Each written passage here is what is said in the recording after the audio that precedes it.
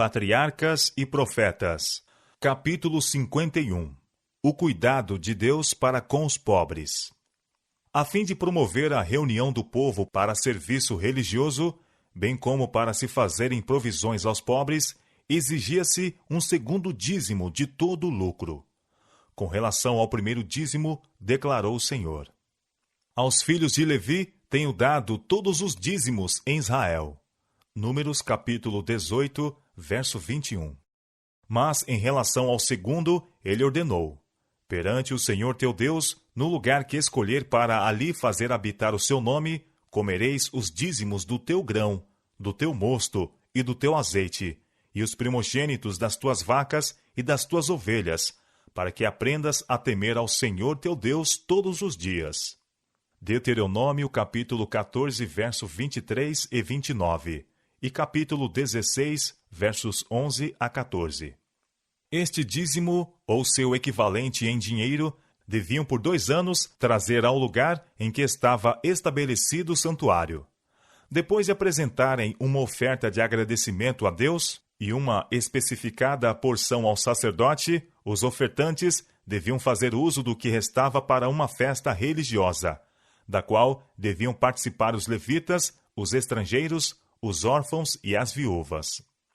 Assim tomavam-se providência para as ações de graças e festas, nas solenidades anuais, e o povo era trazido à associação com sacerdotes e levitas, para que pudesse receber instrução e animação no serviço de Deus. Em cada 3º ano, entretanto, este segundo dízimo devia ser usado em casa, hospedando os levitas e os pobres, para que comam do fruto das tuas portas e se fartem. Deuteronômio capítulo 26, verso 12. Este dízimo proveria um fundo para fins de caridade e hospitalidade. Outra providência ainda se tomou em favor dos pobres. Nada há, depois do reconhecimento dos direitos de Deus, que mais caracterize as leis dadas por Moisés do que o espírito liberal, afetuoso e hospitaleiro ordenado para com os pobres. Embora Deus houvesse prometido abençoar grandemente seu povo, não era seu desígnio que a pobreza fosse inteiramente desconhecida entre eles. Ele declarou que os pobres nunca se acabariam na terra. Sempre haveria entre seu povo os que poriam em ação a simpatia, ternura e benevolência deles. Então, como agora, as pessoas estavam sujeitas a contratempos, enfermidades e perda de propriedade. Todavia, enquanto seguiram as instruções dadas por Deus, não houve mendigos entre eles, nem qualquer que sofresse fome. A lei de Deus dava aos pobres direito a certa parte dos produtos do solo.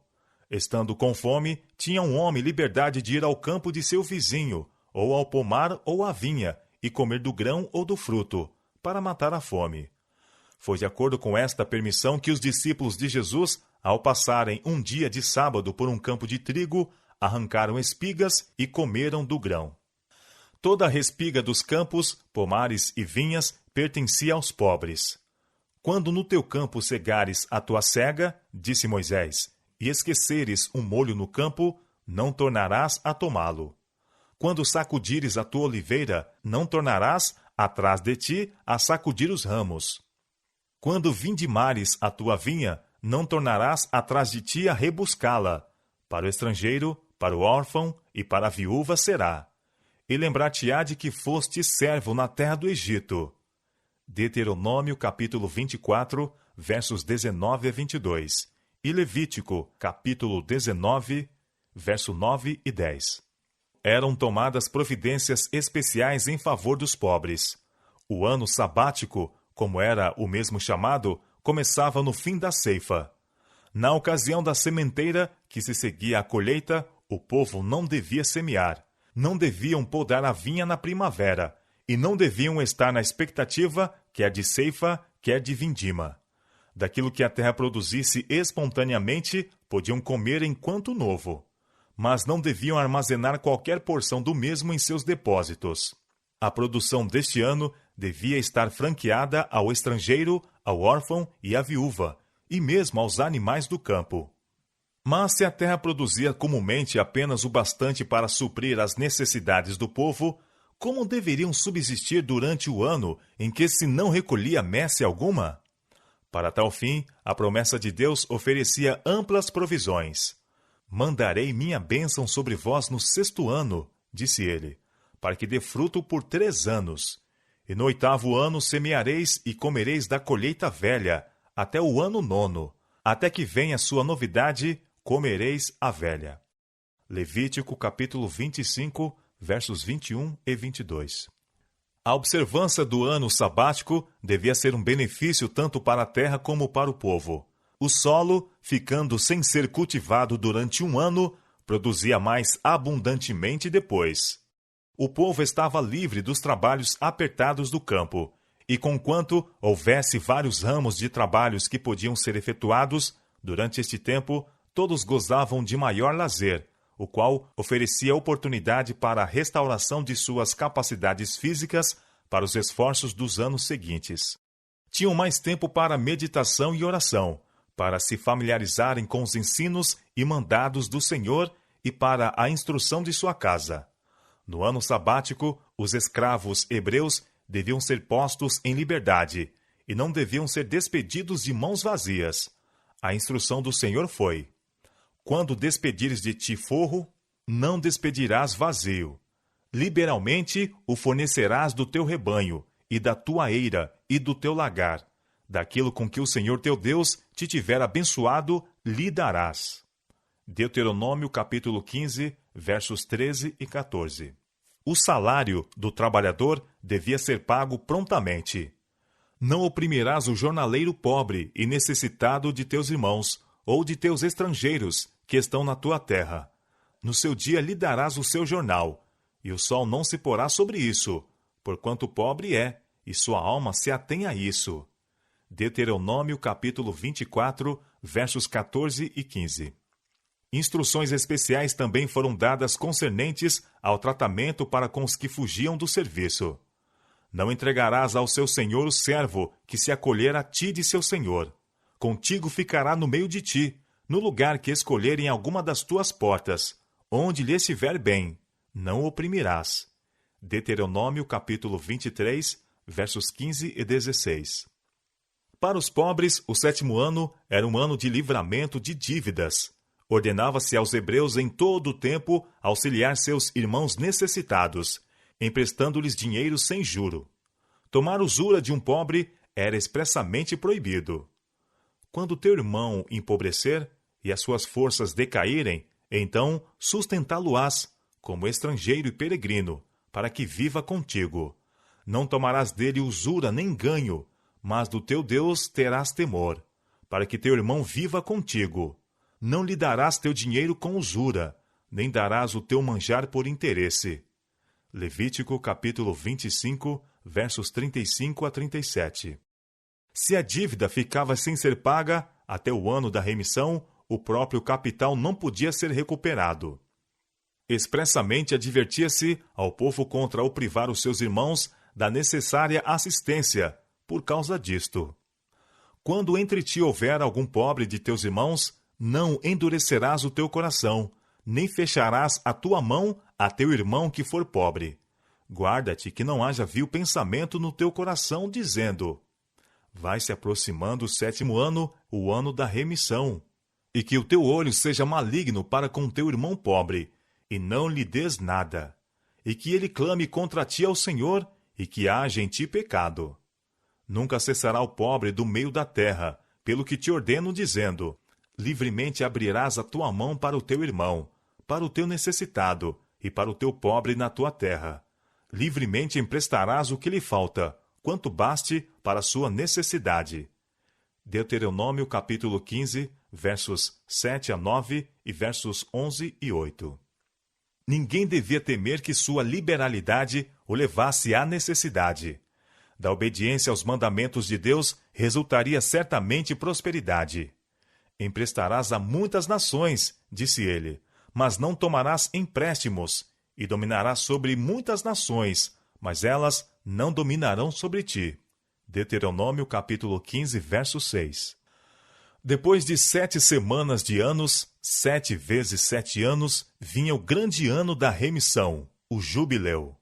Então fareis passar a trombeta do jubileu por toda a vossa terra, e santificareis o ano 50º, e apregoareis a liberdade na terra a todos os seus moradores. Ano de jubileu vos será, e tornareis cada um a sua possessão, e tornareis cada um a sua família. Levítico capítulo 25, versos 9 e 10. No mês 7º, aos 10 do mês, no dia da expiação, soava a trombeta do jubileu. Por toda a terra, onde quer que morasse o povo judeu, ouvia-se o som, convidando a todos os filhos de Jacó a darem as boas-vindas ao ano da remissão. No grande dia da expiação, oferecia-se reparação pelos pecados de Israel, e com verdadeira alegria o povo recebia o jubileu.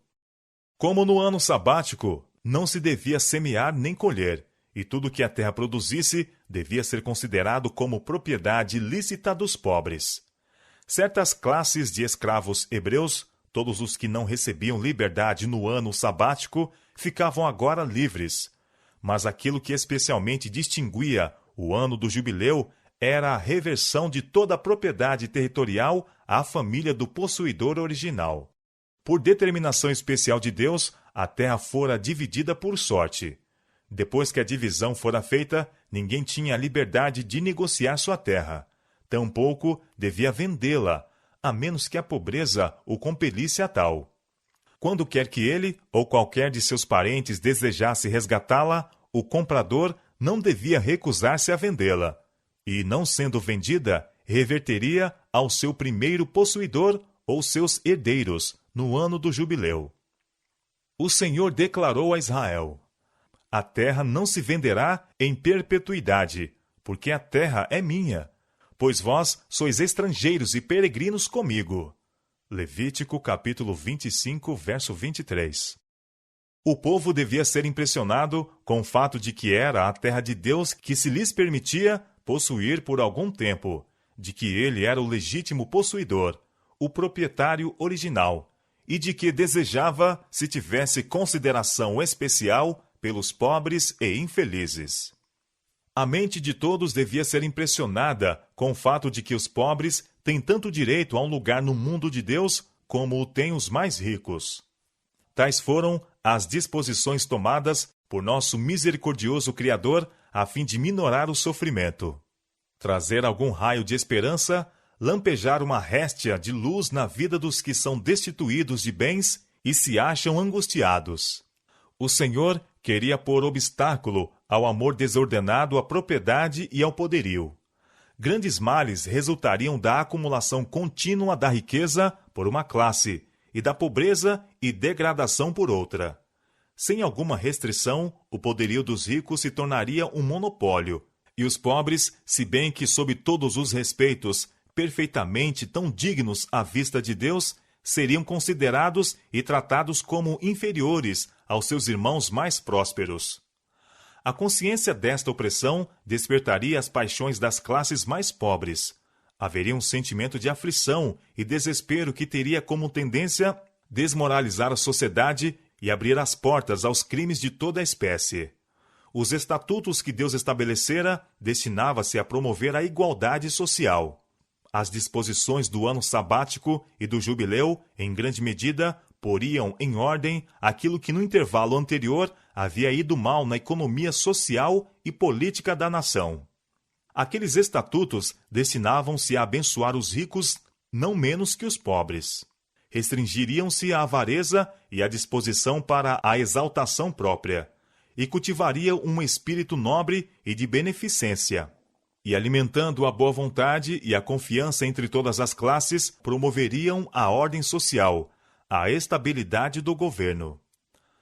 Nós nos achamos todos entretecidos na grande trama da humanidade, e o que quer que possamos fazer para beneficiar e elevar a outrem, refletirá em bênçãos a nós mesmos. A lei da dependência recíproca vigora em todas as classes da sociedade.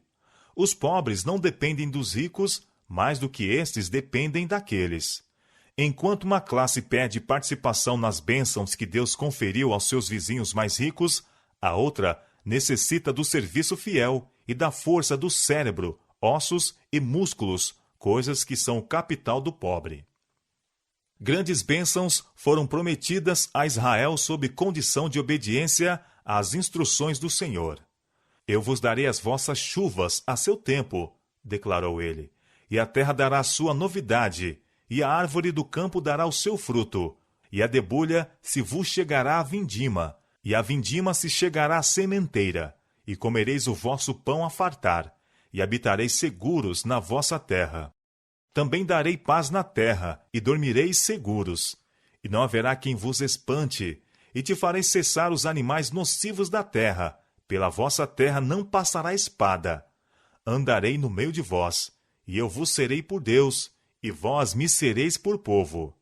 Mas, se me não ouvirdes e não fizerdes todos estes mandamentos, para invalidar o meu concerto, semeareis debalde a vossa semente, e os vossos inimigos a comerão.